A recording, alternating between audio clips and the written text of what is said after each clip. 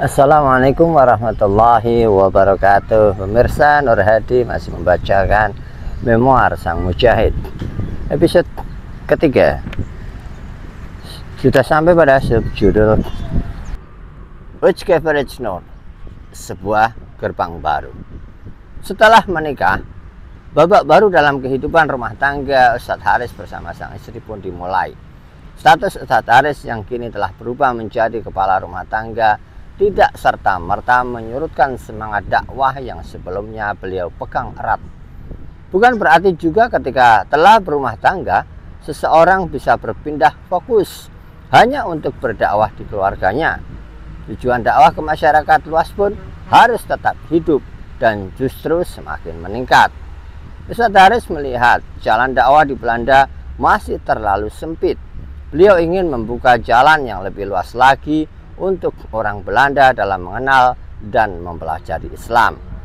Salah satu kondisi yang ada adalah masih sedikitnya sumber literasi keislaman di Belanda. Sementara orang-orang di Belanda sangat giat jika berhubungan dengan aktivitas membaca buku. Terlebih saat itu, umat Islam di Belanda makin hari makin banyak jumlahnya.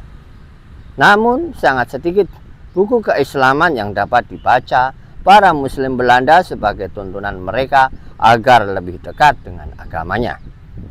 Hal ini merupakan kesempatan Ustadz Haris untuk membuka jalan dakwah yang lebih lebar di Belanda. Jalan inilah yang akhirnya beliau pilih untuk mendakwakan Islam, cara yang menurut beliau paling efektif dilakukan. Ustadz Haris berpikir untuk dapat memberikan pengetahuan terkait Islam dari permasalahan yang beliau temui ini. Saat masa-masa awal pernikahan pun, kondisi Ustadz Haris masih belum mapan dari segi finansial. Bahkan pekerjaan pun masih belum dimiliki. Baru setelah menikah inilah Ustadz Haris mulai merintis usaha yang potensial dikembangkan di Belanda. Setelah mengalami perenungan selama beberapa hari, beliau menemukan sebuah keresahan mengenai minimnya literatur keislaman di negeri kincir angin tersebut. Dari situlah muncul keinginan untuk menghadirkan solusi atas masalah tersebut. Dengan bantuan busaninya, Ustadz Haris membuka penerbitan dan percetakan buku bernama Which Coverage Note. Buku-buku tentang salat dan cerita untuk anak-anak menjadi beberapa karya Ustadz Haris di masa awal menekuni usaha. Dengan penuh ketelatenan, beliau menyusun buku-buku tersebut. Bahkan segala bentuk ilustrasi di dalamnya merupakan hasil kreasi tangan penuh ketulusan yang coba beliau berikan. Tidak berhenti di situ, urusan terkait pemasaran hingga distribusi juga masih beliau atasi seorang diri. Selain buku-buku karya sendiri, Ustadz Haris juga turut menerjemahkan buku-buku dari luar Belanda, khususnya buku-buku berbahasa Inggris. Selanjutnya, buku-buku tersebut beliau alih bahasakan ke bahasa Belanda. Di samping menggarap buku-buku keagamaan dan anak-anak tersebut, tanpa kenal lelah beliau juga aktif mencari buku-buku asing yang dapat diterjemahkan. Buku yang dipilih tentunya dapat membawa manfaat lebih bagi para pembaca. Jadi tidak heran jika aktivitas berburu buku beliau lakukan tanpa tanggung-tanggung. Pencariannya terus menggebu, bahkan hingga membuat beliau menghirup udara di negeri yang terkenal dengan keberadaan tower indahnya, yakni The Clock Tower, London. Di negeri yang juga kerap disebut dengan julukan transportasi tersibuk ini, beliau fokus menjelajahi buku-buku bertemakan agama untuk kemudian diterjemahkan dalam bahasa Belanda. Aktivitas menerjemahkan buku ini tidak Ustadz Haris lakukan sendirian. Sang istri dengan penuh dedikasi turut membantu proses penerjemahannya. Tentu buku-buku yang dipilih tidak sembarangan. Selain bertemakan agama, beliau juga memilih buku yang telah mendapat izin dari pihak bersangkutan.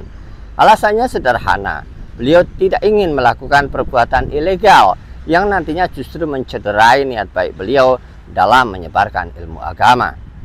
Seiring berjalannya waktu, penerbitan buku milik Ustadz Haris terus mengalami perkembangan yang pesat.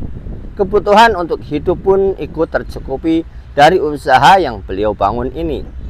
Senangnya lagi, buku-buku yang telah diterbitkan dan tersebar kepada pembaca telah tercatat lebih dari 100 judul. Hal ini berarti bahwa cukup banyak kemanfaatan yang beliau bagikan. Dalam fase ini tidak henti-hentinya beliau menasbihkan syukur di dalam hati. Orang-orang Belanda pun semakin banyak yang mengenal Uitgeverij Nur. Bila sebelumnya tidak terlalu besar perhatian masyarakat Belanda terhadap karya-karya dari penerbit tersebut, lambat laun ketertarikan itu muncul di tengah-tengah mereka. Bahkan luar biasanya lagi, penerbit yang awalnya dirintis dengan penuh keterbatasan justru dapat menjadi salah satu dari 5 penerbit terbesar di Belanda. Namun layaknya pohon yang kian tinggi menjulang, saat itu pula lah terpaan angin atau badai yang ada kian besar. Hal yang sama terjadi pada usaha penerbitan buku yang dirintis Ustadz Haris.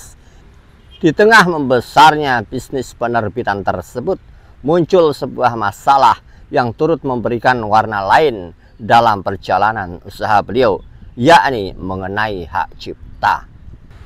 Suatu ketika, ada satu buku terjemahan yang luput dari perizinan pihak bersangkutan.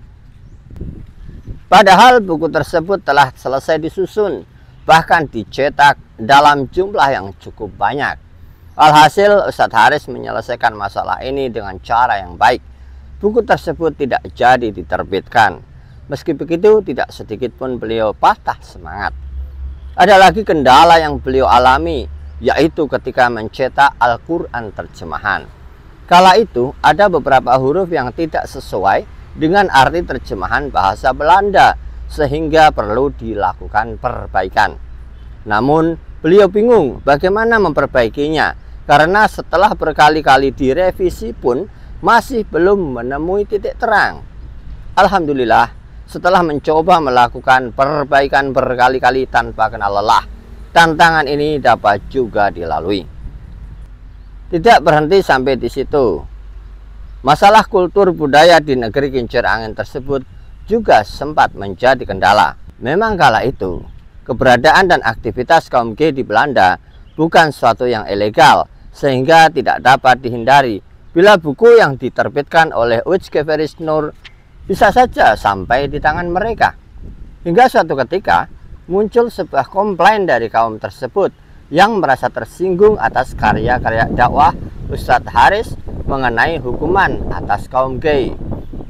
Meski demikian, Ustadz Haris tidak terlalu banyak berpikir soal kendala-kendala ini, apalagi kendala yang menyangkut misi dalam membawa nilai dan ajaran Islam. Beliau lebih memilih untuk fokus dengan tujuan besarnya, yakni berdakwah melalui bidang literasi. Selain itu, beliau juga lebih memilih fokus pada pembangunan usahanya dengan terus berinovasi. Nah, pemirsa, kita akan menginjak pada subjudul Buah Hati Jembatan Surga. Tapi insya Allah tentu saja ini akan saya bacakan insya Allah di video selanjutnya. Jangan lupa subscribe, like, dan komen di channel ini. Terima kasih.